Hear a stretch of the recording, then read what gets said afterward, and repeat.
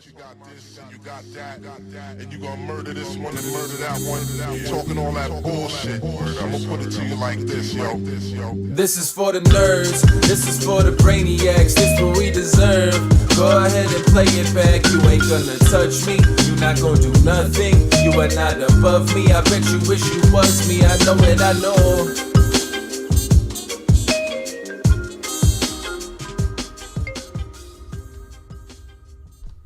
What is poppin', everybody? And welcome back to another special episode of the Only Friends podcast, where, you know, it's me and my only friends, which includes, but it's not limited to, the Berkmeister. What's poppin', Berkey? I saw what you were doing there. What was poppin'? I saw you what know was what's going poppin'? on. You're popping right now, kid. Can't lose. He's just fucking smacking him up, huh? The guy just can't lose. I had a good couple days. I saw what you were doing there. I was fiddling with my zipper, and I was like, this motherfucker's going to throw it. Right, 100%. He's just going to throw it to me right now. Because you got the schmedium on? It's not a medium. You got small? I don't know whose jacket this is. I found it in our house. It's nice. This is the one I offered to you. Yeah. And You might actually have a chance at Wardrobe Wednesday today. Not to bury the lead. Ironically, considering Landon once again is not here for his own fucking He's drawing bit. dead anyways. That's true. I mean, he is. The whole point of the bit was that the kid doesn't know how to dress himself. Yeah. And now all we're doing is showing up, seeing you in jogging pants every week. And Look at me, please. Do these look like jogging pants to you? I got jeans on, motherfucker. Jeans. Motherfucker! we were going to squash the bit. I thought this was the week we were going to squash the bit because once again, Landon did not show. God, But Lamanna finally dresses himself. I know. God, what What are you talking about? What about me? Shut up. What a terrible time. You're an idiot. What a terrible time for me to actually take this bit seriously. If I just went one more week, it had just been over. And now I got to fucking dress up every week on Wednesday. It's adorable thinking that Landon will actually be here next Wednesday. Yeah. Right. Something's going on. What was that? Funny. Somebody put the... I can't breathe with him. That's okay. He's wearing a fucking M&M snuggie. Yeah, talk about popping. Like a toddler. That color is popping. M&M Snuggie. You gotta show him the picture. You can't see the bottom of it. Are we doing this now? Oh, Sure. I mean, yeah, let's go ahead and get it out of the way. Look at the swag here. You guys see this? Why are you laughing at him? God. Because it's funny. It's Bert. not funny. It's funny. Look at him. Live a little, Bert. Look at Bert, him. He live is a little. gray in his beard. What's your point? So do I. And you're not wearing a snuggie because you're a fucking man. Snuggies You're are a comfy. grown-ass man. I am. Aw. But I mean, you know. Look at him. sometimes I just like- Aw. You want to know who can pull this off? Kier. Kier can pull this off. He's zany. He's a zany guy. Yeah, but you don't think Conrad? Conrad could- is not a zany guy. I don't Conrad, even know. that is idiot. Look at the dripping, swag. dripping with swag. What the fucking what is this called? A Snuggie? M&M Snuggie with the dirty Dior's? Come on, man. You can't fuck with that. I don't know. That looks pretty good. Look at me. I'm just simple, chill guy. Chill guy. Just a chill guy. You That's finally all. shaved your head, huh? Yeah. I like it. I didn't shave my head, but it looks like That it, angle, it doesn't looks like. That angle This is what we would be able to expect if you went let's big. see. You know, I think You- about it literally 3 or 4 times a You'd day. have to grow the beard a little. Did you see? a little stronger? Did you see who did bick it? No. Mr. Scott Seaver. Oh, He's out excellent there in the choice. Triton streets. He, he bicked it. Very important. looks good. Very Looks good. important to be able to grow a beard once you go big. Mhm. That's why I got to keep the stubble because I can't grow the beard. Yeah, I understand. Guapa, the jacket looks fire. Was that the same one? It's the same one. I just, the last time I won in this jacket, so. I think you had the exact outfit on. This Put time it I up just there. changed up the shirt. Let me put it up there. Oh, you went from Smashing Pumpkins to Tool. Yeah, it's a vintage Keeping Tool it in shirt. the same genre. Same if you genre. will. Yeah. Do you own another pair of jeans? Aren't those ones a little bit? I'm not happy. I'm not happy, and I have a mouthful of beef jerky in that picture. It was like, Burke, you need to take a picture. You're like, okay, we're doing this, huh? And he walked over and just like, I literally. and he looked like that. Yeah, I literally had a mouthful of jerky going on right there. What do you got so where going on did you here, get your Burke? clothes Were you from? talking about my air-conditioned jeans? Yeah, isn't there a big rip in the crotch? Yeah. Here, last time I didn't get a chance to really show the crew. Here, I'm gonna hook everybody up. Okay, you're just showing us. Coming on over. Oh, Come on okay. over. Come sit on Papa's lap. We gotta fuck with your shot, man. It's like really dope. That's right. I didn't know we were getting the Ace Ventura treatment. Holy Holy moly! What can we do for this shot? Like, is it as dark for everybody as it is? The shirt looks like this is a maroon shirt. No, the fucking shot we're talking about. And it's it is looks It's dark. very plumb. It looks like I'm like gone from here down. Yeah. Yeah. I don't think it's a lighting issue. Might be a slight lighting issue. Yeah, maybe it looks different. Maybe we for can other people. Let's remember to fuck with it in OBS today. Okay. We keep saying this and I keep forgetting. So yeah. Anyway, vote for your favorite wardrobe. This thing's still a thing. Yeah. I'm so mad at Landon. God, if Berkey would have won every poll, he'd be so fired up every week. No, I don't it. give a fuck. I deserve to win every poll. I don't need the people's approval. I know that I'm dressed like a guy. I dress. I think the so people fucking speak good. for who deserves to win the poll. The people vote for an idiot in an M&M's costume. Do not disparage our audience. They are very, very he's tainting in the tune poll, Connie. to what I'm not tainting the poll. I'm It's fucking popular myself. Not in the not world of Conrad. style. Oh, I guess you're right. Yeah, I guess you're right. Can you shit on my outfit a little bit, please? Also, I just want to let chat know that I'm officially a American citizen, a productive crypto trader now. So that's my new niche. I can't win at poker anymore. So you've moved on to the crypto world. I moved on to crypto. All right. Well, congratulations. Making It's a good moves. time to be in the market. Yeah. You, I'm part of the XRP army now. I assume that was Conrad that put the poll up. Yeah, what I do wrong? You don't know how to. You don't even know what bit we're doing. It's I went okay. Weekend with Warrior, didn't I? Yeah, it's fine. You schmuck. Wardrobe Wednesday, Weekend Warrior. There's too many fucking W's. How do you That's want me to, true. you know? Just like Jesus. one job, man. You know, just one job. You know, every time you keep saying one job, and it's always another job. No, it's not. That's because we fire you. Isn't. What ends up happening is it just trickles down to me. Yeah, and exactly. Then I'm the one that ends up Exactly. having to Shit do it. rolls downhill. And Guapo just has a face full of it. It's unreal. You know what they say, Guap? If you want to get shit done, you got to do it yourself. Yeah, I know. That's true. Man, I mean, with Conrad, it's like we fire him from one job, we give him another one, he fucks that one up, and it's just one after another, you know? It's Sounds like they're the ones making the mistake. Guapo just has everything to do. It's like, Guapo, make a poll. Guapo, do Weekend Warrior tallies. You know, adding and subtracting Math is is hard. Yeah, math is hard. Guapo, Yeah. change the lighting on Lamanna. Like, Well- what are you doing? Let's go. Well, can you do that? No. Not this minute. But yes, let's remember to do that. Guapo's too Can we busy ta- over can there we talk counting his about how much- XRP Can we dollars. talk about how much money you've made in the last 2 days? I've done okay. How much money have you made in the last 2 days? I have no idea. 325,000. That's a lot of money. I was up a lot more. Jeez. I was up over 200 both days. Sorry, I was up I thought you made I was more up than that. over 300 the first day, and I was up over 200 yesterday. How much did you win? I won 160 and 155. Okay. Hence, 325. But Mhm. yeah, the first day I was up like 330, I think. So I gave back as much as I want. I think that's noted. We should not turn a blind eye to that. Right. This is just like Guapo with his crypto investments, right? He's like, oh, I'm up. Look at that. I'm up only half of what I was. Right. Yeah, I don't think it should go unnoticed that I'm a gracious host and I don't keep it all to myself like Nick fucking Marchington. I mean, God, who invited this kid?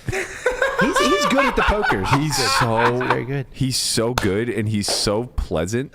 He's awesome. I truly enjoy him as a person so much, but like I love having him at the table to battle with. Mm-hmm.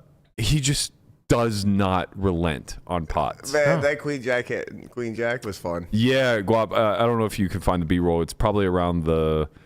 I think YouTube gives you negative timestamps, so I think it's like around the negative 45-minute mark, so towards the end of the stream. But we had just been joking right before this hand happened. So good. What a setup, man! was Like so good. it's so funny the way poker allows you to just narrate. It's like we are actually in a sim. We really are. Like, go on. I'm sorry. I had just ran a bluff versus Oaken and went from being up like 150 to up like 45 or 50, something like that.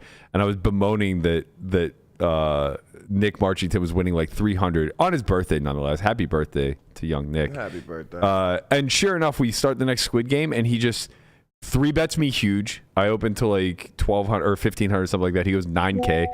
And I just look at him. I go, oh, sorry. I was complaining that he was winning too much. He goes, I'm known to punt and give it all back. And I go, are you though? And he's like, I am known to punt and give it all back. And as he 3-bets me into 9K, I go, do you promise? Well, he said, is this the one? Is this the Will one? you promise? It was so good. I started dying. And it was also funny because, like, you know, I'm a Mizreg. I've been doing this for a long time on camera. So, like, speech play is not going to alter me one way or the other. So I was doing a lot of talking, obviously. Yeah. And Nick was saying, like, I'm going to work on the speech play this session because he's winning so fucking much.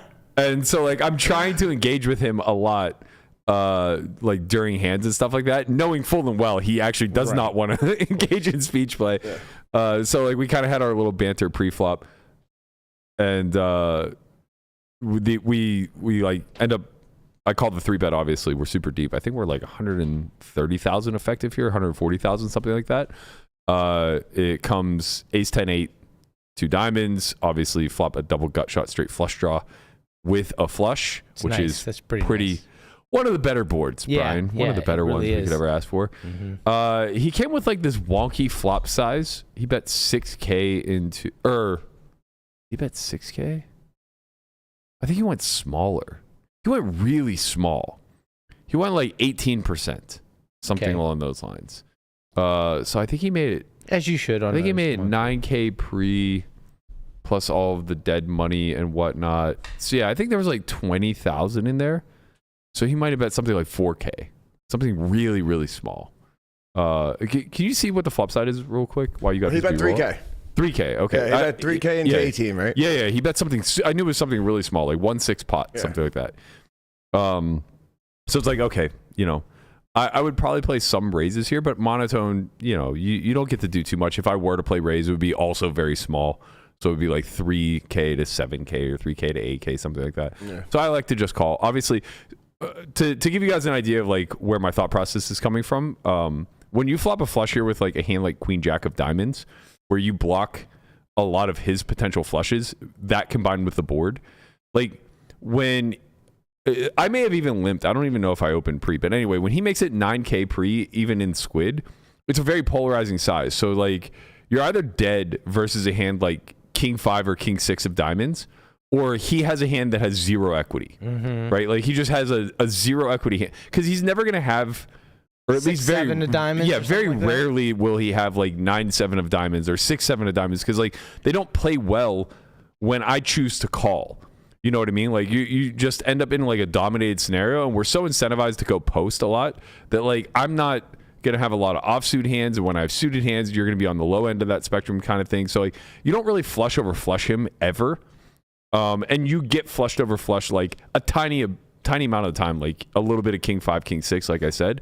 But mostly he's going to have like pairs that have a diamond that are dead. He's going to have non-diamond hands like what you see here with Queen Jack of Spades. And then he's going to have like, you know, showdown value hands that will benefit from that small flop size as well. Turn, he comes very small again. I think he went like 7K into like 23, 24, something like that. So again, like quarter-ish pot. I went with a very small raise to 19.5. And he clicks it back. So it went like third pot raise, which all of this I think is like pretty standard on these monotone, dryish boards like this. I don't think I get to play big raises in position for sure. He then goes 3-bet small from 19K to like 35, 36-ish, something along those lines. And he bets 20% on the river. He bet 39. Oh, he went to 39. Yeah, 30, okay, 39. Yeah. So on river, the SPR ended up being 0.7 or 0.75, I think. I actually love everything he did in this hand. We talked about it afterwards, and you know, I was basically speculating out loud, and I go, I think you just had a hand that was dead. Because when I jam here on the river and he snap folds, obviously he doesn't have showdown value. Right. So I was like, I think you were just bluffing with a hand that was stone dead. And he was kind of like, he didn't really want to tell me, like, at first. And he was like, oh, maybe. And I go, no. Like, you never have the King of Diamonds. Like this line doesn't really contain the king of diamonds, because with all of the small sizings to set up a river bluff, whatever size he chooses, which I don't think, the only thing I didn't like about this was the block bet on the river.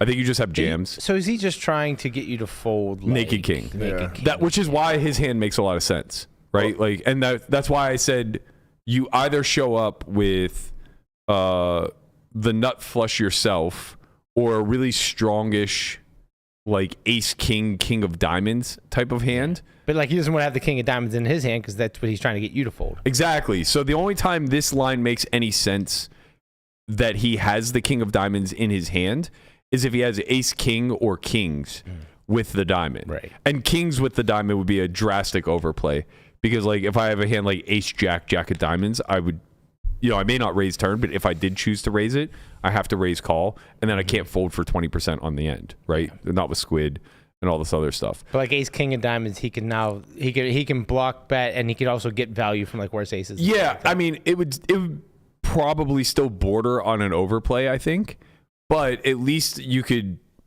see it, you could understand it, right? Like same thing if he shows up with top set of aces here, it's probably an overplay, but like with squid dynamics, it gets a little bit wonky, a little bit confusing.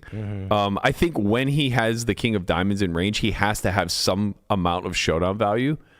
So whether that's like king 10 with the king of diamonds, ace king with the king of diamonds, ace king, again, I think might be a bit of an overplay. King 10, now we could be potentially just utilizing it as a conversion hand that we bluff with throughout the streets type of stuff.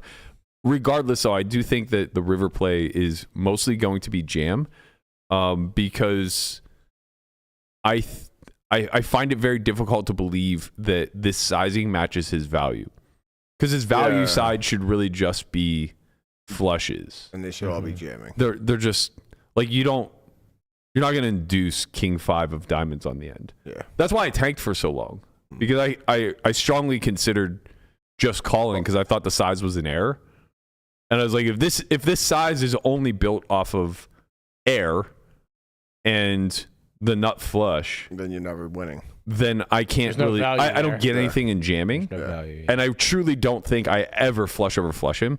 But then I ultimately just arrived at like, well, I just don't know what he's doing in squid. You know what I mean? Like squid can change ranges drastically enough where maybe he does show up with the random flush, or maybe he plays a set strangely and has to call off type of thing. So I was like, whatever. I'll just like. I can't be losing very much EV by jamming here. So if he's ever making calling errors, like let's just rip it in and see what happens. But in hindsight, especially seeing that he did have precisely like what I would expect, a hand that's drawing dead, maybe the jam is a little bit thin. Another thing that did cross my mind was like, I think he could have a hand like 4-5, because he bet so small on the flop. No, just 4-5 for a rivered straight. Gotcha. Oh yeah. Right, because it bets so small on the flop, like with range, his whole range carries through to the turn, and now he goes like so small and then chooses the 3-bet, like choosing those gut shot hands, assuming that I'm just drawing, isn't the worst idea, type of thing, because really you are just targeting my pair plus diamond. Like he had kind of mentioned, maybe you. I think he's off on this one. He's like, maybe you have like pocket 5s with the 5 of diamonds where you're making a play at the pot on the turn and then you feel like you have to call. It's like, I'm not that sticky. Like I appreciate the tip of the cap that I could be that sticky, but if I chose to raise 5s with a diamond on the turn, it would not be to then call the 3-bet. Like I have to be folding something. Yeah. Right. That seems like one of the nodes that I would exit with that hand. But like I do probably have some 10x plus a diamond, some maybe less ace X plus a diamond, unless it's just straight value. Like if I have a hand like, I guess I could have turned like, it's really hard, but maybe I have a hand like ace 3 off with the 3 of diamonds, but I think that's like pretty unlikely. It's more likely that I have like a set of 3s with the 3 of diamonds, where I raise for value on the turn, get 3-bet, have to obviously call. That hand could potentially be under a lot of pressure if he jammed river. I think the 20K is like the only potential mistake in the hand. But I think the queen jack of spades is a really good choice. It doesn't block anything that I would raise call turn with. and then fold river. Yeah. Maybe just like the lack of jam is a bit of a problem because like I can fold no showdown value. Too bad he didn't jam, huh? Yeah, too bad. It was a really fucking fun and interesting hand, and the stream itself I think was like pretty fun yesterday too because That brings up a pretty big discussion. good. Kind of. Yeah, good. Which stream is better? The one with more Rex or the one with more pros? Because yesterday was nothing but pros for the most part. Well, you tell me And from Rampage. a viewer's experience. And Rampage. Okay, we'll talk about Rampage. We'll talk about Rampage in a minute. What a performance. What a performance out of that one. But dude.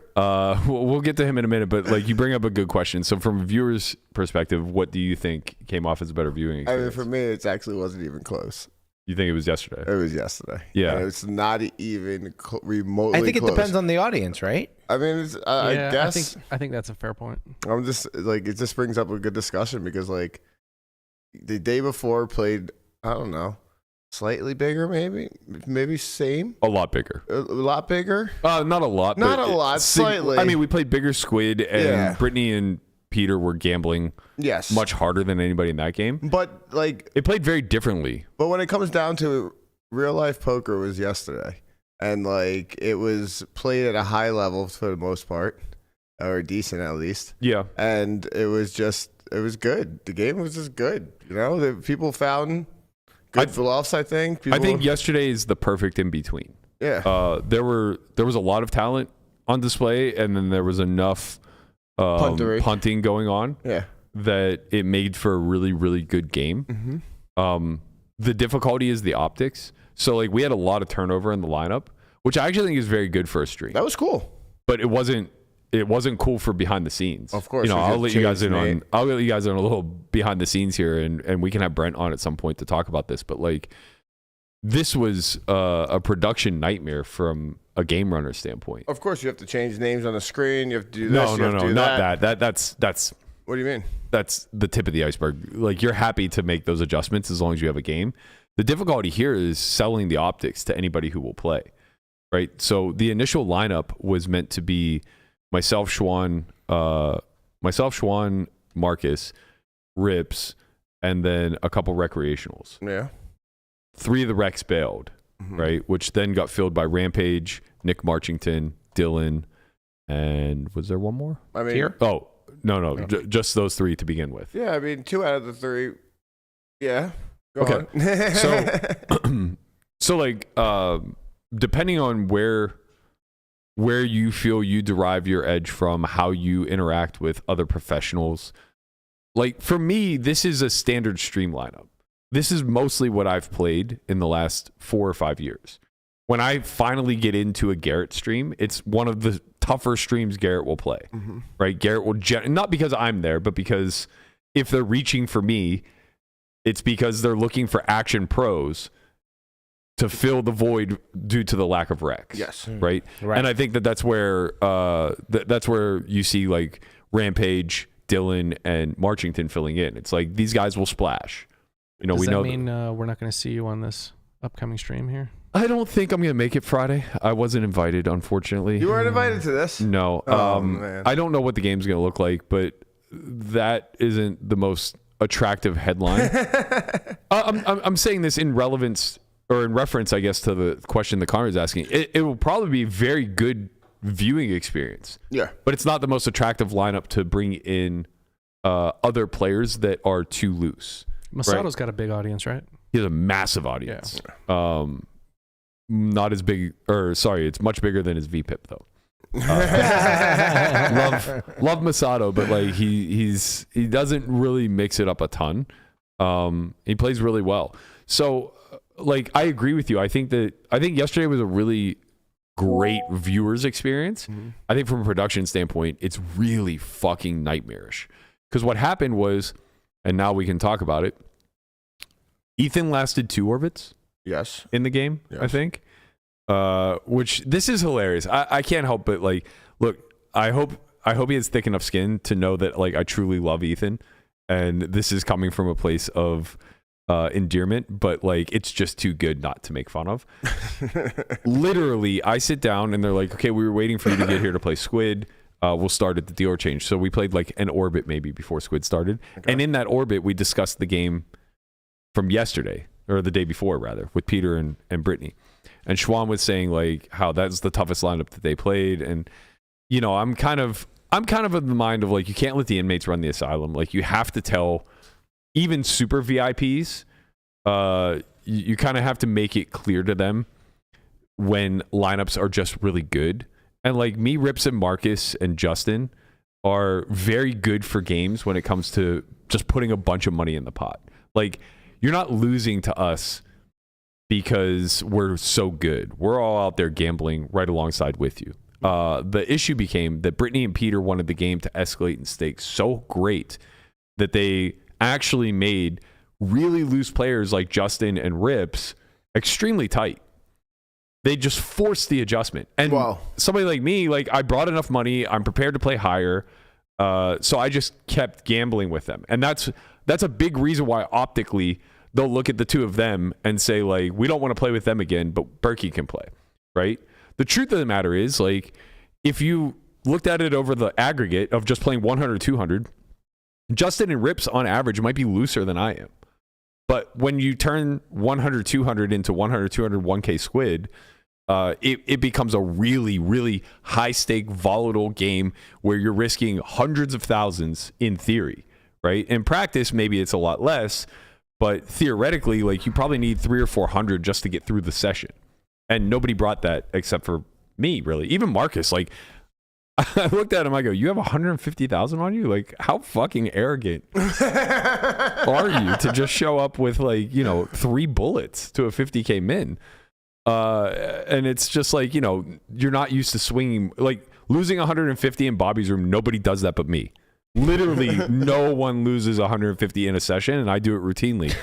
But your wins are the biggest wins. Yeah, for sure. That obviously goes without being said, but the bigger point I'm trying to arrive at is that, you know, when they're talking about the game being so incredibly bad because, you know, these players are so tight and like all this other lacking action and, you know, pointing to the three of them saying like they're too pro. And that's how VIPs equate it, right? It's like if you're tight or you're sniping an action-packed game, then you're pro.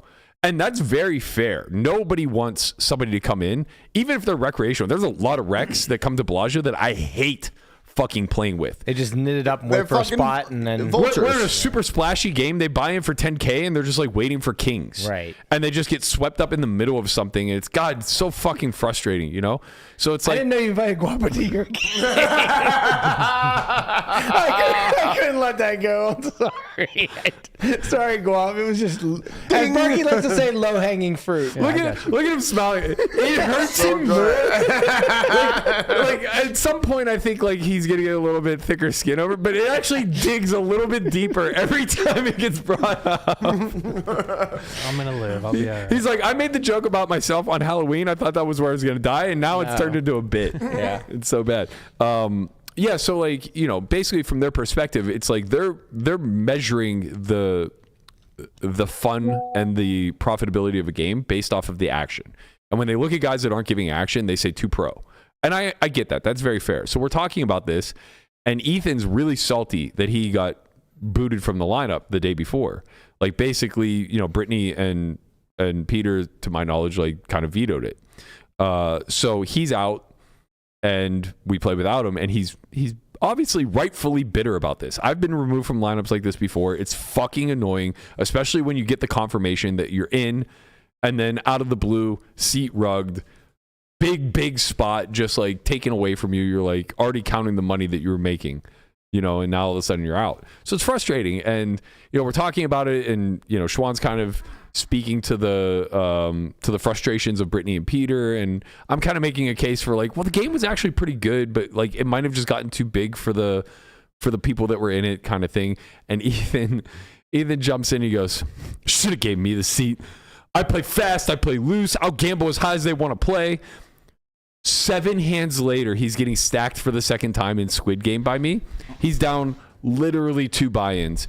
In Squid, nonetheless, which is the most volatile format that you are going to swing so many buy-ins over the course of playing Squid. You know what I mean? Like at the end, we're probably all just fucking breaking even. I doubt anybody's even really making much money because the game is just that volatile. Like look at Dylan yesterday. He lost hundreds of thousands of dollars just jamming ace-9 offsuit pre. Just ace-9. Just over and over, ace-9, all in, and just getting snapped by better. So it's like Ethan check jams, or sorry, he bet 3-bet jams Queen 7 on King 7, where I had limped and trapped with ace king suited. And then like 5 hands later, I'm now vying for the 5th squid to scoop the bonus, which means that I get the $4,500 from everybody who hasn't won a button yet. And only Ethan and actually only Ethan had a button, I think, at this point.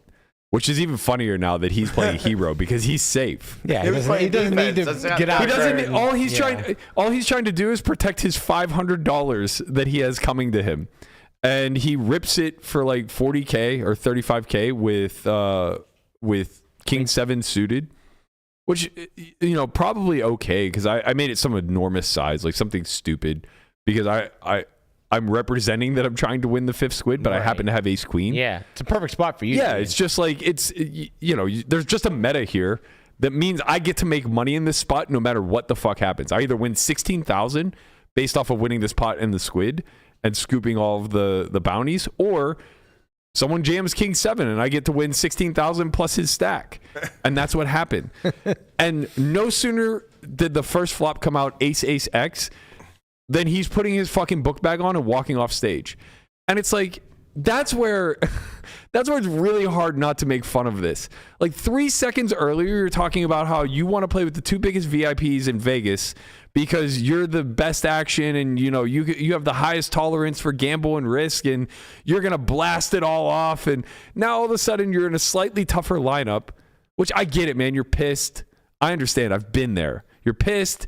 You're down 2 buy-ins. But like, we're all playing Squid, like I get it. He doesn't have to be a cash reg, but it's like if you showed up to even a private game in a casino, this is the lineup you would get. Like this is the lineup I get every day when I go to Bellagio. It's me, Dylan, Matt, Sue, Schwann's welcome to play if she wants. Marcus is there, Rips is there. Like this is the lineup I play every single day. And it's like this isn't that big of a deal, man. Marchington's not going to fucking take your snow. He's not going to soul snatch you and just have you a shell of yourself. I'm not always going to have ace queen. He tried to do that to you yesterday. Yeah, I put him in his place. Fuck you, birthday boy. But like, I'm not always going to have ace queen here. I'm not always going to hold over 2 runs. You're going to, the variance is going to swing things in many directions.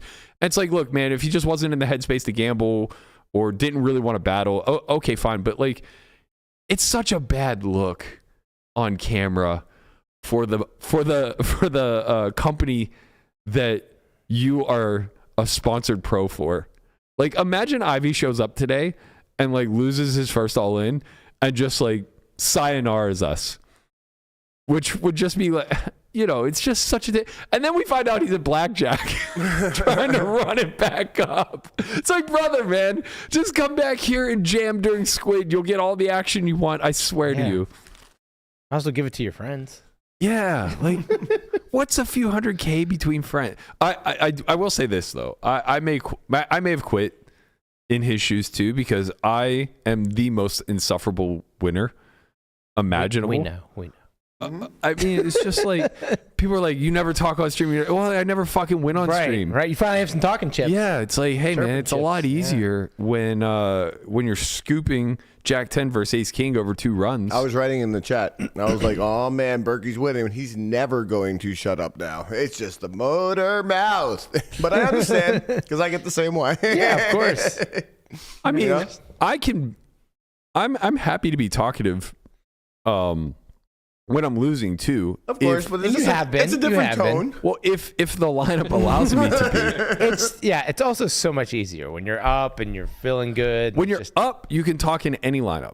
When you're losing and the lineup's tough, you can't put on a show anymore. Yeah, there's no room for it, right? It's like I don't think people really fully grasp that. Where it's like we're still playing really big, like. nobody would have frowned Moving on, houses around. yeah, like nobody would have frowned on Ethan just sitting there quietly trying his hardest. That would have been like reasonable. Also, I guess like leaving and not steaming at the table is quite reasonable too. It's just anyway, the bigger picture, the broader picture, coming all the way back to the question you asked of like what was a better lineup. I agree with you. I think yesterday is the best version of this because it's not the elite Triton streams that are for a very curated audience that want to see like the highest degree of poker talent on display, and it's not a bunch of monkey throwing VIPs. You said hustler. My point is, it's not just a bunch of like rum-dums who are throwing poo at each other all day long and just flipping for coins or flipping for stacks rather. It's a nice in between where there is a level of skill, there's a level of gamble, there's a lot of things going on, and I think that's good for the audience. I also thought the turnover was really good for the audience sake, but it was terrible for Brent. Yeah, of course. Because what happened now, Ethan quits, Marcus gets stacked shortly thereafter, he quits because he's a fucking baby. Scrambling to find more players. Yeah, and it's like, okay, we had a list, but we had a list based off of people who wanted to play with the 3 Rex that bailed. So it's like now that list, if you're a game runner, you basically have like 3 categories of players. You have VIPs, you have good for the game pros that give a ton of action, but will be lineup sensitive. And then you have guys that will battle any single lineup. And the problem with the third category is that they turn off the first 2 categories tremendously. So I would say that there are hybrids that like fall into every category, where like someone like Schwan is someone who gives a lot of action, is great for a stream. She battles really hard, and she's not averse to reg battling, but she doesn't prefer it.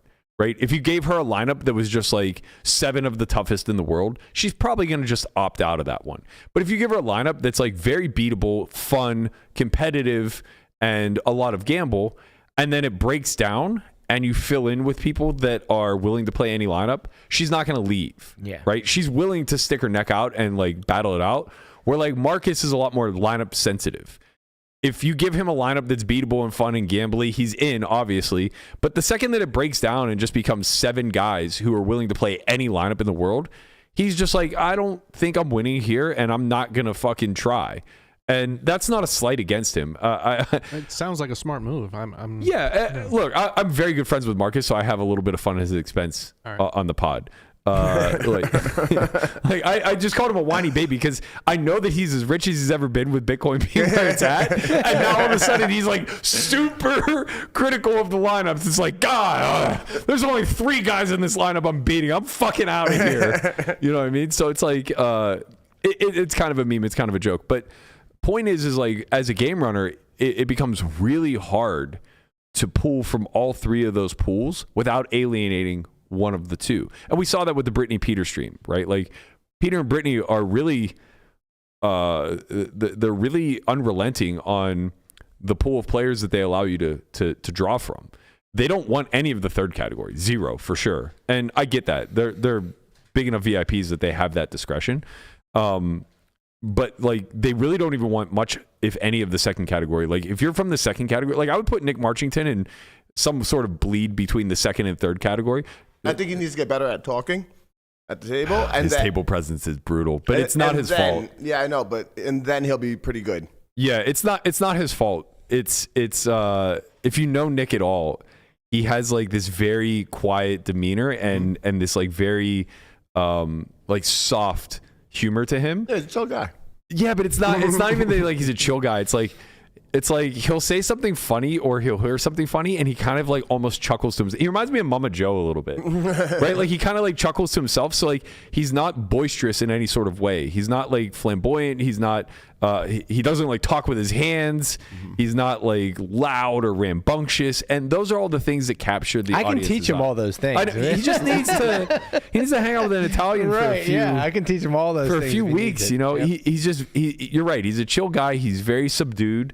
And yes, that's amazing. What? Oh, Yeah, he's just like very subdued, and it allows him to play really well. And look, I've been accused many times of having no personality on stream, and I get it. It's like you're out there playing for houses, and especially he's 26, 27 years old, something like that. It's like he hasn't been in this spot a lot, and that's not to say that he didn't handle himself with grace and play really well, because he did. I texted him afterwards. I was like, man, you played amazing, and you bantered, like you handled the banter with me really well. Yeah. Right? Like, I wasn't like purposefully trying to make him feel uncomfortable or anything like that. No, I wasn't. I was just, Are you talking about Marchington right now? Yeah. Okay. You got to give a little pokes.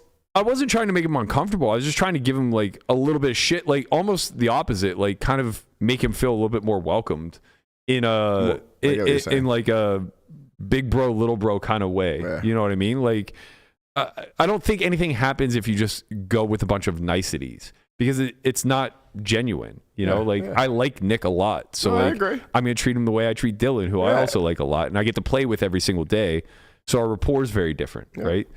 So you like try to build a little bit of rapport in that regard, and I thought he handled everything incredibly well, but like knowing him off the felt versus like how I know that he presents on the felt, that personality doesn't really shine through. And he'll get a lot of other opportunities in the future.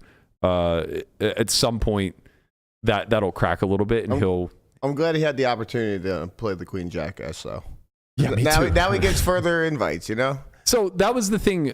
I couldn't really communicate it to him like in game, but we were kind of I was like jabbing a little bit about how he just didn't look the part. Yeah. And I think people like who get accused of that often get offended because they hear it so much. He shows up to a public game at the Win, and people are just like, oh, like, you're intimidated. But that was what I was trying to get across, is like, man, when you're in a hand, like, nobody feels comfortable against you. And that's like what we were talking about Marcus yesterday. Like, exactly. The intimidation factor. Marcus, the second he gets in.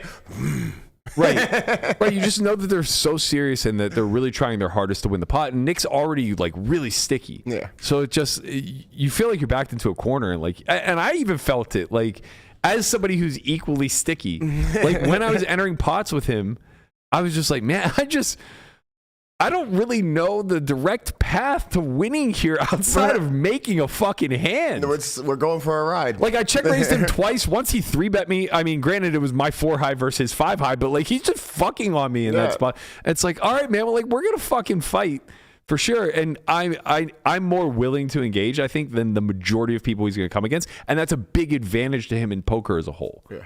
But it's a big disadvantage when it comes to getting in these super soft stream lineups, right? Like, that's why the one thing you want people to feel is that they can get even through you. That's like the number one goal in playing a stream game or playing any sort of private game with VIPs. You want the special players to just feel like you are their path to even if they have no shot. Yeah.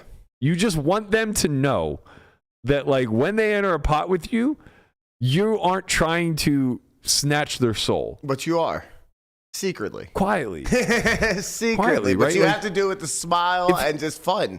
Like, you have to present fun the whole game. Yeah. One thing that I really try to be very conscious of, and I think you'll see it a lot in the difference between yesterday and today, I think. Nobody should go back and watch 14 hours of poker. But if you happen to watch both streams, I think you'll notice that, like, when I played hands against Brittany and Peter, I tried to make myself a little bit smaller. I didn't do much staring, if any at all. I didn't really look at them very much. I didn't take a lot of time to calculate decisions. So I tried to act very quickly. I tried to act very discreetly. And I tried to just like kind of keep to myself and really give off the notion that they had a fighting chance. Yeah. And they did, right? Like, there was plenty of spots that they bluffed me, I'm sure. Oh, don't worry. Peter already knew. He took like $350 off you another day. Right. I'm sure there were plenty of spots that they bluffed me, and it's like, whether I'm winning or losing pots, I'm trying to like joke a little bit, show a little bit of pain when I lose, show a little bit of excitement when I win. I'm sorry, fucking Kier showing pain when you lose. The aces hand was amazing. Yeah, I didn't want to forget it. I have to say that. Kier's very good. Kier's a perfect example. Yeah, he's like the absolute best example that I can think of somebody who translates very well to stream in spite of being one of the best players in the world. It's fucking great. Like, honestly, watching him on the Coin Poker stream the other day, He is fucking hilarious. Like, he's playing and he's like talking about his hands at some point, and like, you know, he's giving off false tells because he has other people like watching, obviously, and he's just hilarious. It was probably one of the funniest things I've watched. Yeah, I think he's just very comfortable, like in his own skin. Yeah, and also with the game dynamics going on around. Like, he does what I'm describing incredibly well. Incredibly well. He's very engaging with the right people. He's very unassuming in a killer way, in a risk way, right? Like, what do you mean? Like, you don't feel like you're ever truly at risk until he hits you with the 300% all in. Yeah. You know what I mean? And that's a really important thing for the people that you're building the game around to feel. They need that level of comfort. When it comes, like, nobody looks at Kier and thinks Ivey, right? Yes, agreed. But like, Kier has that capacity. I'm not trying to equate the two, but he has that capacity to play to that level, right? He has the capacity to be that strong of a player. And if you put him in, you know, you're seeing it in the coin streams. You put him in a reg pool, he does really well. I mean, he was saying that he was downswinging yesterday, so I'm not sure like what the standings are now. But for a few days, he was like top of the leaderboard. Yeah. So he holds his own. And I think that like all of this really speaks to like curating a good environment, a good lineup, and this is why Brent's job is so fucking impossible. But why I think yesterday ultimately was a huge hit, whether it was or not, I don't know what the viewership looked like. But in my opinion, why I think a stream like yesterday's was a big hit is because you get so much variety. You get so much more banter because everybody's really comfortable with each other. Yep. Yes, it's very reggy, but you get a little bit higher caliber of play. You get a lot more storylines and dynamics, and which makes the best viewing experience every single time. I agree, and it's not even close because like the banner is something that like Jesse. First off, gotta say, I know we compliment Jesse a lot. He's fucking great. He really is like one of the best at doing this because he just doesn't. Did he go solo last night? Yeah, he was solo all day. You said it yesterday, actually. He's curious. Yeah. He does a great job of like asking questions instead of making statements. And he's asking him like himself. Like he's talking to his goddamn self. So it's so good. Honestly, it was great to listen to. I love Jesse in the box. I think he does a really great job. I think Brett does a really great job too. Like his task is impossible. I mean, at one point, like we're just scrambling. I think we were like 4 or 5 handed. You know, Rips was on the verge of leaving because the lineup was breaking down. Like, you can't just lose your game 2.5 hours in. Yeah. Right. And it's like that's the other reason why it's like kind of you know, I'm having fun with it because like you can't fault Ethan for being upset and like not wanting to play poker anymore. Of course. But there is a certain commitment that you have to uphold when you're a pro. Right? Like we don't get the same courtesies that like a Rips gets who is a day trader. You know, and it's not that he can't play poker. Of course, he's done very well over the last 2 days. I think he's like up small over 2 days. So he streams his day trading every day. Yeah. Oh, okay.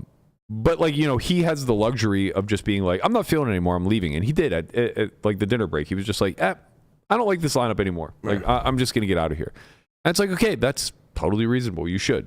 When you're a pro, though, it's like you need to incentivize a guy like Brent to continually invite you back. Yeah, of course. And if that means that you have to put in 3 or 4 hours in a lineup that is just 6 guys that will play any lineup, then you do so. Yep. And it's like, I didn't want to do that at Bally's when I was doing it, but I didn't have other games available to me at the time. You have to. And I was hopeful that when it moved to Vegas, it was going to flourish.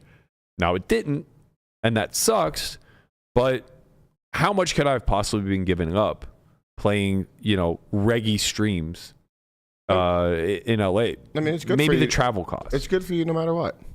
Like when it comes down to it, like you took a shot, you missed, but like right. It's probable that I had some win rate, and even if I didn't, the sample was so small that it probably just doesn't matter. So I do think that there needs to be a big give and take.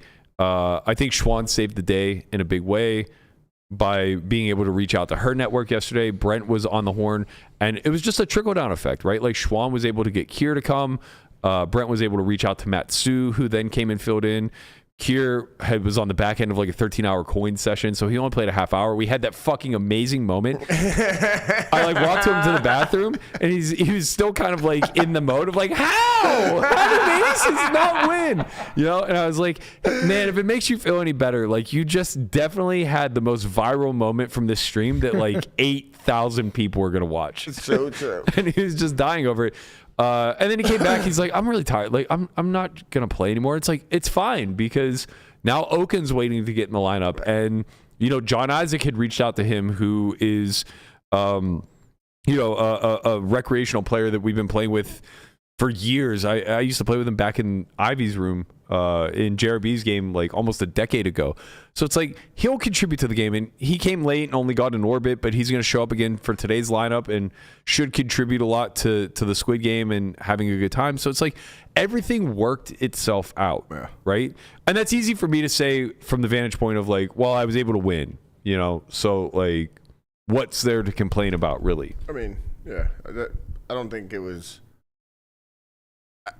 After the 3 Recs bailed out in the beginning, it just turns out to like, you know, you're reg battling in a way for the most part going past that. Well, it becomes a matter of like, do you want to contribute? Yes. Right? Like, because you can just opt out. Yes. And I think that's reasonable too. But you just know that comes with a price.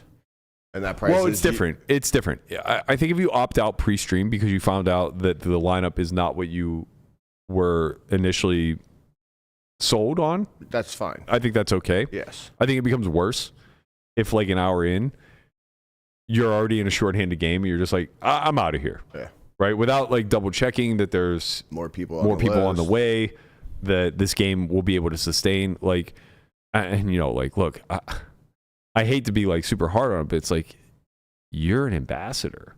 Well, I wasn't exactly pointing him out, but well, it's hard not to. Like, I mean, I think. I didn't mean to. Well, I think the same about Marcus, but Marcus brought rips, so it's like at least there's that exchange where it's like, okay, yeah, he left, but he brought somebody who is fueling the game currently. Yeah. With like, I'm sure Schwan didn't want to just get out there and fucking battle against pros for 8 hours, but like she understands she's a site rep. You know, it's part of the gig.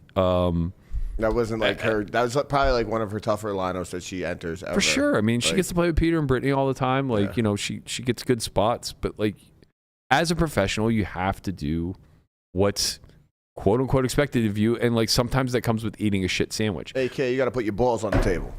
More so, you have to. More so, I think you have to make it clear that you'll scratch game runners' backs if they scratch yours. Agreed. You can't go with some sort of high expectation of I deserve a good spot and fuck you for not giving me. When it comes down to it, every game runner has a list, and like it's your list that you described earlier, and then it's the list of who's it's the actual hierarchy. Exactly, the hierarchy of who's done what for the game. And who's going to give action in the game at the same time. So, like, you know, that's its own list that starts, and then you have your VIPs to fill it up. Right. Like, a guy like Justin Young from the day before, you know, I don't know this to be true. I haven't, like, spoken to him or Brent about it, really. But, like, I can assure you, I promise you, just knowing Brent really well, knowing Justin very well, I can assure you that there was no hard feelings between the two of them, but Brent will get him one in the future. Like, Brent will ensure that he has a good spot somewhere down the line in the future. What was the issue there? The game was just massive. Okay. Yeah, right, Justin had never played that version of Squid. Yeah, agreed. We had already agreed to 500 Squid. It turned into 1K. And, like, I actually don't even think the bounty change made it that much bigger because it was already too big. To begin with. You are doubling it. Right. But, like... yes, of course, but it doesn't matter if you've already gone, if it's already too big, it doesn't matter that it got bigger. Yeah, I mean, at this point, you know what I mean? Like, let's assume that this is not a fair comparison because this isn't how Squid really works, but like, let's assume that the version we're playing already had you as effectively 10 big blinds deep, right? And you're just like, holy fuck, like, I just have to play push fold poker. Mm-hmm. And then somebody's like, actually, we're going to triple the bounty. It's like, well, you're still just 10. I mean, maybe now you're 5 blinds deep. Right. There isn't really a big diminishing aspect to this, right? Like you're still just like wildly taking on variance. Yeah. And I think that was Justin's perspective. It was like I was ill prepared for how volatile this was going to be and how often they were going to want to play Squid. Because like initially it was like once an hour, 500, and it's like, okay, well maybe that aspect of it is too big, but I'm only going to have to deal with it 5 or 6 times throughout the entire session. But then it becomes like, actually, we're going to play perpetually, and we're going to double the stakes, and you're already buried, and you probably didn't bring enough money for this, and the yada, yada, yada. You know what I mean? Like, and you have, aces getting cracked by 10s twice, and you have that person now to your left. And he won't shut the fuck up. Right. Right, precisely.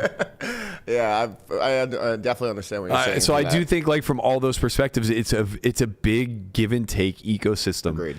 And these game runners don't have a short memory. They're not relief pitchers, man. The next day they get out there and they remember the fucking stress they were under the day before and exactly who caused it. And don't think that's not a thing. Yeah, no. Put yourself in their shoes. That's the biggest thing. Like, having been in the private sector for so long, especially going back to like the Ivey room days where like I was a young pup compared to the pool, and I didn't really feel like I could speak out, at least not in the first couple of years. I didn't really feel like I could speak out to JRB. It was more like I was the whipping boy. I was just always going to be the bitch, right? Like, you need me to get up, I'm up. I'm buried 200, whatever, I'm up. Like, and I tried to do it in a way where I didn't make it so obvious that I could be taken advantage of, because then that just never ends. So like, you kind of give like a little bit of pushback while you can, and then you build momentum on that. You build rapport. You start to have a mutual respect for one another. A lot of the in-game dynamics, just doing the right thing time and time and time again, builds you that rapport with the game runner. And by year 4, year 5, I was able to stand up to JRB and be like, look, I don't think this is right.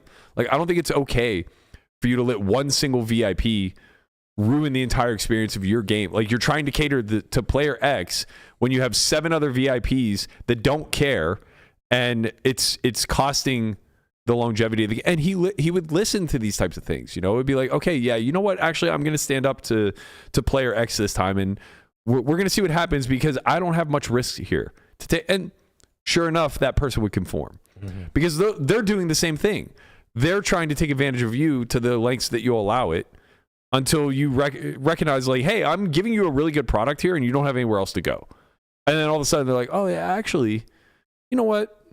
Fine, just give me position on Berkey, and he can be in the game. That's like fine. I'll compromise that. Yeah. If Super VIP wants my left, like, give it to him.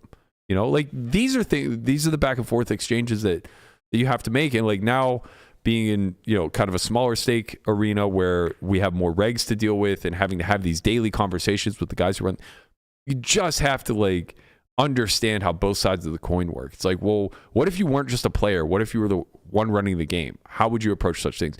And that's often the conversation I have to have, because what the game runners don't do is remember what it was like being the employee, so to speak, right? They've set something up for themselves that is self-sustaining, profitable. It's their own personal ecosystem that they're in control of. And they often overlook the bottom, because they feel like it's just replenishable, or it's not really propping up the entire system. You mean the vultures? No.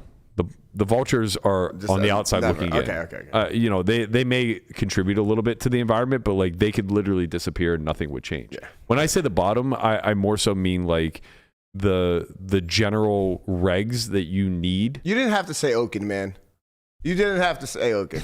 Oh, sorry. Oaken's a wreck. I'm joking. I fight to get Oaken in every fucking lineup. Like, I told Kier to leave yesterday so Oaken could get in. I like Kier. I like playing with Kier.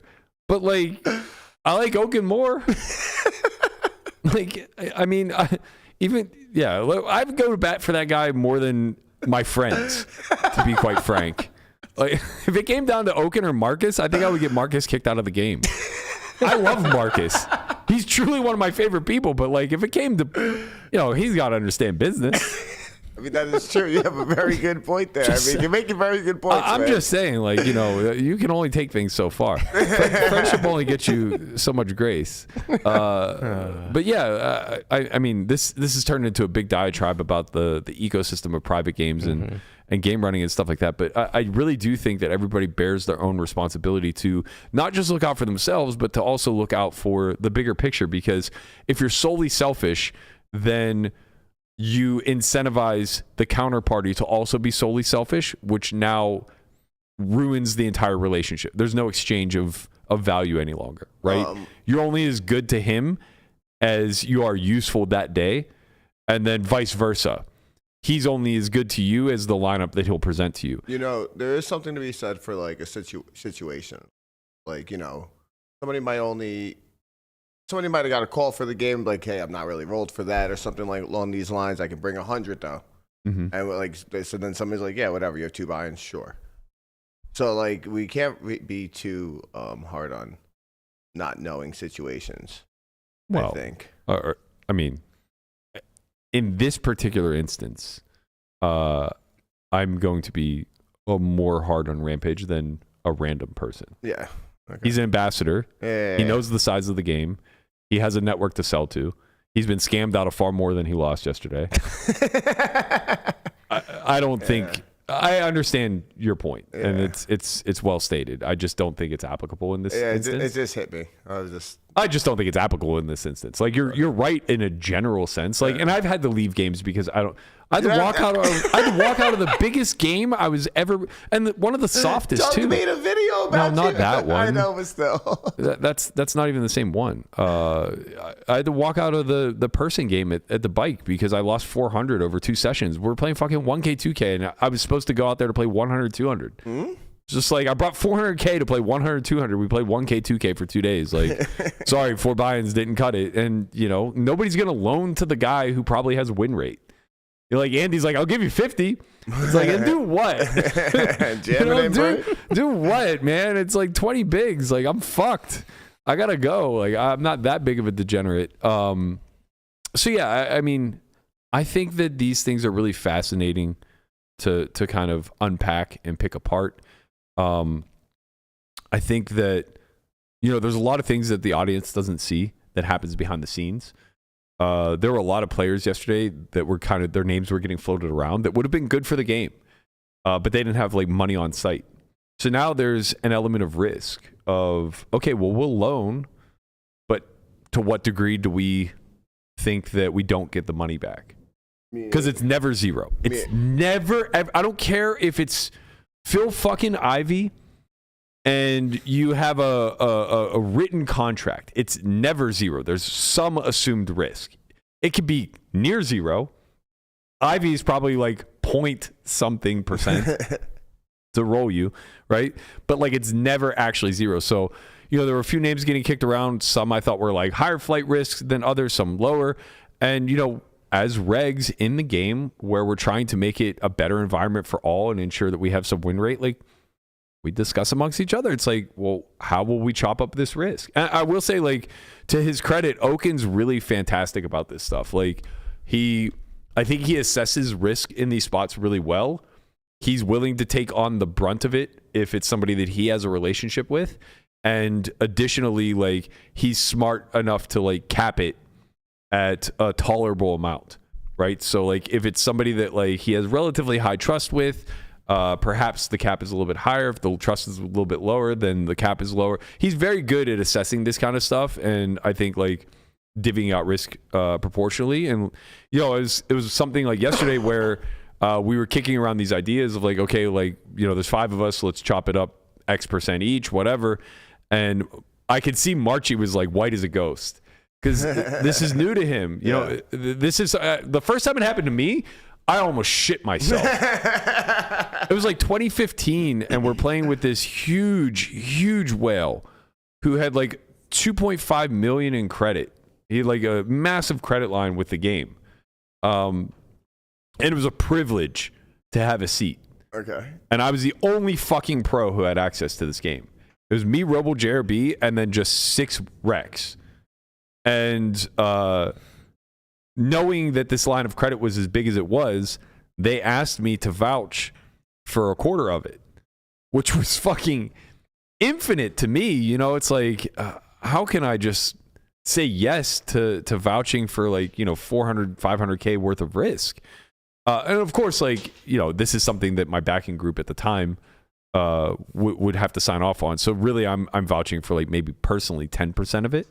But even still, it's like me putting 200K up in risk in this particular spot is a lot at the time. Like I might be worth like maybe $1 million, $1.5 million, something like that. It's like, this is a big risk to me. But you talk to guys who are sharp like Roble, who's also taking on the brunt of the risk. He's putting up like, 50%, 60% risk, maybe more than that because he's taking JRB's exactly, piece too. Exactly. So it actually might have been like he was like maybe 1.5 on the hook. So quite honestly, he's doing a lot of favors He's there. doing big service. And when you take the quarter, you're also doing a lot of favors, and that's why you're allowed to take a seat. Exactly. Yeah. And you have to like, let the risk eventually wash over you. And, just talk to sharp people. And, Rob was like, look, I think it's like 3% we get fucked here. Yeah. So, like, yes, you're on the hook for 250K, but, like, it's actually going to be somewhere in the neighborhood of, like, 75. That's like, okay, that's tolerable. You run it past your backing crew. They are much richer than you. And they're just like, yeah, of course. Like, you're making 5X that by being in the game. You win $1 million in the game. Feels pretty good. Get rolled for the 250. Don't get rolled for the 250. So like everything works out most of the time. Mm-hmm. I have other stories where like it didn't quite work out. You have to pay the tax, but you probably won more than that there was one of the famous stories of like how I don't even know if he's publicly told this, but I think it's like an open secret. Like how Garrett first made his run up was in this game at Commerce. It was this huge real estate whale who had like a trust that was like buying up real estate in LA. He was here first. So like way back in like 2012, I think 2011 maybe. This guy Zach came into town here, fresh off the floor at the Win, comes and sits at a 1025 table and just dusts like $250,000. And then for like the next 6 months, the group that was in that game just built games around him for whenever he wanted to play around town. They would play 25-50, they would list it, nobody could ever get in, nobody could ever breach and he just lost infinite. He probably lost a couple million to that group, whatever. He then went to San Diego first and then eventually up to LA, and he used to battle with Prahlad, Garrett, I think Aussie Matt was in those games, JRB occasionally. And the big thing with him was that his allowance was his trust. So he could only lose X amount, but he was losing so much in the game that he would borrow more than that. So all those guys would have to divvy up the risk, and they would just do it, probably based off of who the bigger winners were. They would take on the bigger brunt of the risk. And I'm sure that this guy got a lot of like rake back when it was all said and done, right? Like he probably rolled them for some amount, but they won so much money off of him by keeping him in action. Even if he only paid 75% of it. Especially when he knows that they're pooling his losses to cover. If they know that, they have I don't think that they were working together. I don't think that's true at all. Oh, okay, because I think they were chopping the risk. No, that's what I'm saying. That's what I'm saying. Sure. No, I'm sorry. I meant to say like pooling like his losses, like because the chopping the risk, basically. Yes. I worded that wrong. Sorry. Yeah. Yeah. So if he knows that, he definitely is gonna be asking for a rake back at some point. Yeah, I mean, in that instance, it's kind of like casinos do this all the time to VIPs, right? Like they lure you in and then they give you like 10% loss back. In order to keep you gambling really, really, really big. Yeah. And in this instance, like that group of pros is just kind of playing the house, and they're willing to give a certain amount of kickback. It sucks because, when you win, you count that money. It's in your bankroll, and whenever you have to like give some of it back to the losing player, you didn't really account for that, even though the risk was always there. But anyway, full circle, like we bring this up to Marchie, and I really do appreciate, and I hope that this didn't come off wrong, but I think that I had good enough rapport with him where I knew that he would trust me, and I appreciate that like he allowed me to just kind of take the reins and trust me in that instance. I was like, you have to be on the hook. Like you're winning way too much, so you have to take some of this risk, but I assure you that it's really low. And, if this guy ultimately does roll us, like, I'll even take a portion of your risk kind of thing. And then I did the same thing later I came back from dinner break and nobody had tipped the dealers yet, but Nick and I were winning like all the money. I think we were up like 400 combined. Yeah.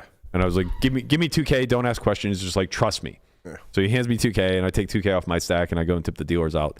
And I come back and he just like kind of looks at me funny. And I wanted to see how long it would take before like he was anxious over the trusting me about the 2K that he just dusted. And he kind of just like let it go. And I appreciated that. And I was like, that was just, you know, we tipped the dealers. We're the big winners. Yeah. I was like, if you ultimately dust this, I'll refund you. And of course, like he locked it up. He was fine with that. I didn't lock up shit. Well,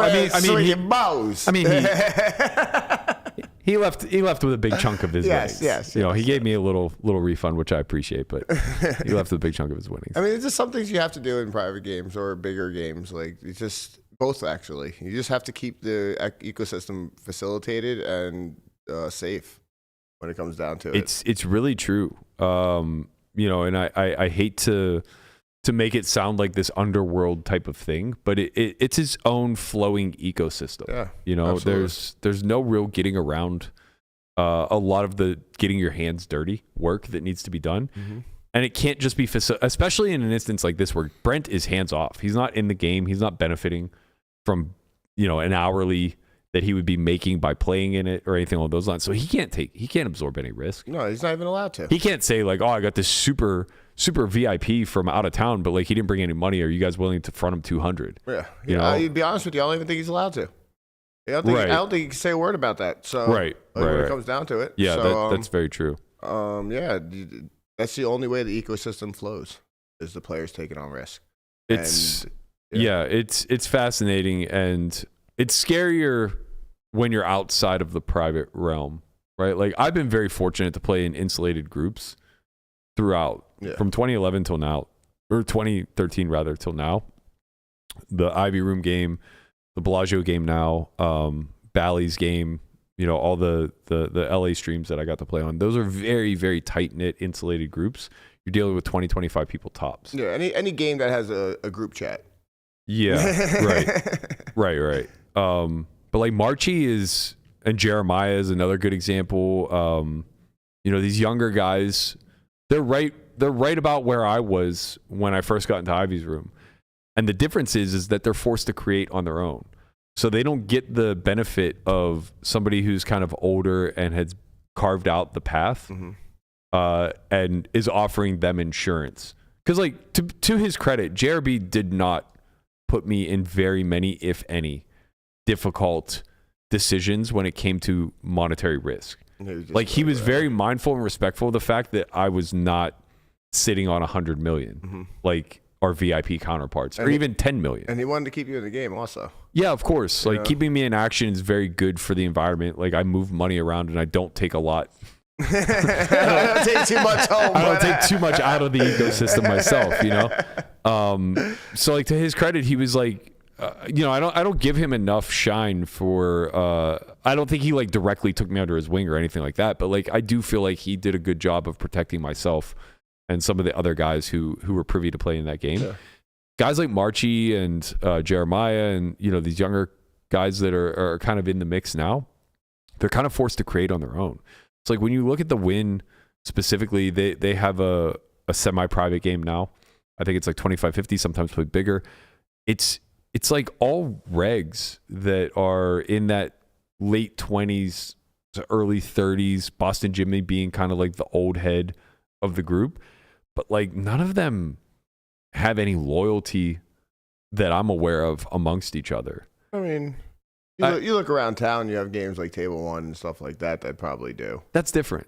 Yeah. That's different. I'm speaking mostly to the experience of Marchington. Okay. Right? Like, gotcha. He's young and is learning the ropes of what it's like to be in private. And he's also like a very good, trusting kid. Mm-hmm. Like I just gave you two examples of where I just put him at risk for some amount of money that's meaningful. Yeah. Right? Like the taking on some of the risk of one of these players if they play, you know, that was like maybe 5 to 10K of risk that he was taking on. Yeah. The just give me 2K and don't ask questions. Like that's $2,000. You know, it's not a small amount of money. I didn't give him an option for how much he was going to tip. You know, It was just like, look, this is what we did yesterday. This is what we're going to do today, and we're just going to move on. You have to just trust me in this instance, and he did, and that's good because, I don't know if that's good or bad, but like I'm not going to do him dirty. So I think like we have enough of a rapport there where he understands that. But there's a lot of instances. There's a dark side to this game. There's a dark side to the private sector, and I guess that's more so what I'm speaking to. It's like, when you have a collection of guys that have just been beating each other's brains in for some period of time and then ultimately decide like, hey, we should probably wall off any newcomers that are equally as good as us that will come in and beat our brains in. Let's shut them out and maybe like protect the people that we're feeding off of a little bit here. When that happens, it's a lot different. It's not in Ivey's room, like I've told so many stories where it's just like a gentleman's game, Well, what was your intention there? Yeah, exactly. Make it whatever you want. Yeah. You misclicked, that's okay. Fix it. And that's only can be, the game can only be played like that when it's with pure intentions throughout the room. Yes, and those intentions are driven by the game continuing to exist. Yes. Right? So when the primary objective is the health of the game over your own personal bottom line, then a lot of these rules can be lightly applied. And that's, honestly, that's not something that happens a lot ever actually in Vegas, or like not in like the semi-private or non-private atmosphere. I mean, that's the thing. When we're talking about semi-private, we're just talking about a public game that got walled off from other regs. So it's very different. It almost still has to operate the same way a public game would operate. And now that becomes really tricky because you will absolutely have VIPs that will drive the game's existence that will need a float. Yeah, I mean... And if one person's taking on that risk, he should tell the rest of you to fuck off and play that guy heads up. Sure. You know what I mean? Because it's not reasonable to share unless they're going to get your back somewhere down the line, which is really tricky. So I have a very, very big soft spot for guys like Marchington, for guys like Jeremiah that I know are out there doing it the right way, but are also going to be put into tough spots like this. I mean, it's tough, but it's a learning process, and you just understand what you're getting into. Like this is. I don't think it's that easy. What do you mean? No, I don't think it's that easy. I think that either you have somebody who's there to kind of shelter you a bit and guide you, or you get thrown into the fire and you just have to deal with each one of these situations as a one-off, and that's very scary. Right, like it's getting scammed in all sense. Well, either you're going to get scammed, or you're just always going to be on the hard side of no, and the game's going to die. Yeah. Right. So, or you're not going to be, or you're going to get shut out because you're one of the guys who doesn't play ball. Exactly. Right. Like if you take hard stances and you're not able to discern the risk and to, be comfortable with that, both saying yes and saying no. It's very important to be able to say no. Yeah. Right. And it's very important to be able to discern the risk and be able to say yes too. And I think, I hate to come full circle to this, but I think Ethan's a great example of this. A lot of the scams that he's fallen into have come from the Hustler stream or other streams, right? It's people that he's met in these unprotected environments that are looking for an angle, and you fall victim to that. And that's the nature of this entire game that we play, whether it's public or private, right? So it's like specifically when you're walled off in the private realm, your guard's down a little bit because you do think it's a much more protected environment. You don't think it's just a public game where some guy shows up to hustle you. But everybody has a way in somehow, Yeah. I don't know. So Ivey's playing today. We got to get out of here. That was a long diatribe. We had so much other things to talk about.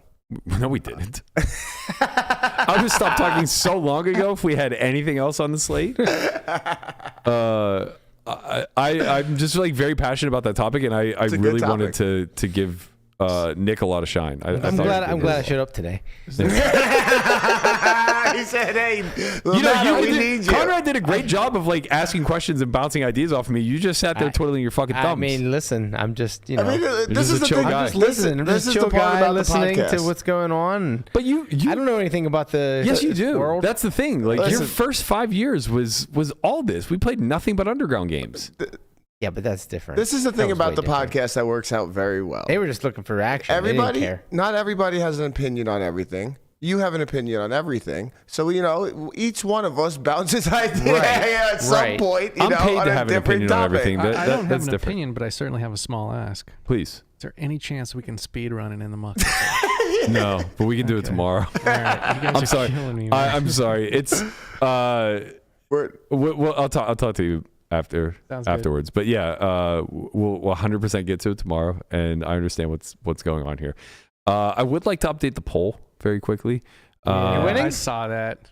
I was even campaigning in this one. I gotta say, Oh my I gotta say, God, it started what off real ugly. I was getting smoked. What the fuck? How I did was getting smoked early, and I think that's because the early ones who tuned in heard me, kind of talk my shit a little bit. Yeah. But then everybody who What? came in a little bit later just saw the fit. So They basically, just saw the fit, and they were like, "Oh, this is obvious." You guys realize We he didn't can't get to even describe fucking our zip up outfits. his That was the smalls. problem. Right, that's the problem. He What? can't even zip up his fucking small ass Yes, I jacket. can. Look at him. He's gonna look like fucking Sarah trying to put. No, zip it's up the jacket on.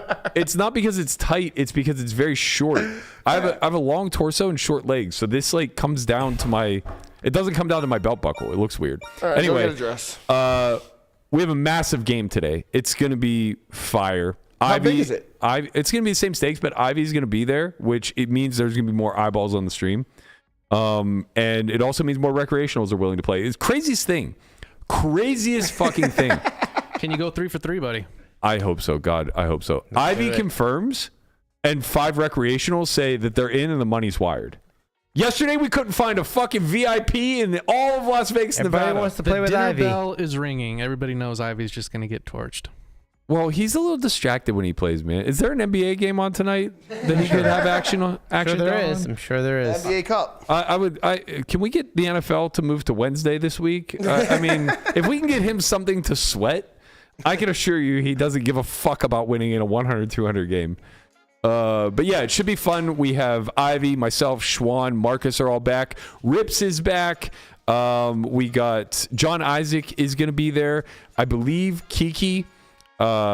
I think I'm getting this right, but I believe he's the owner of Monkey Tilt. He's in the building. We're going to have other people on standby that are ready to rock and fire. I can't remember off the top of my head who exactly, but there's Brian Green, if he busts the prime, is going to be in the mix. I think we have a few of the regs on standby as He's well. fun for the game. Yeah, he's always fun. Good time. You think Rampage is on the list? No, didn't make the cut. He'll be in the prime. Cross booking 1,000%.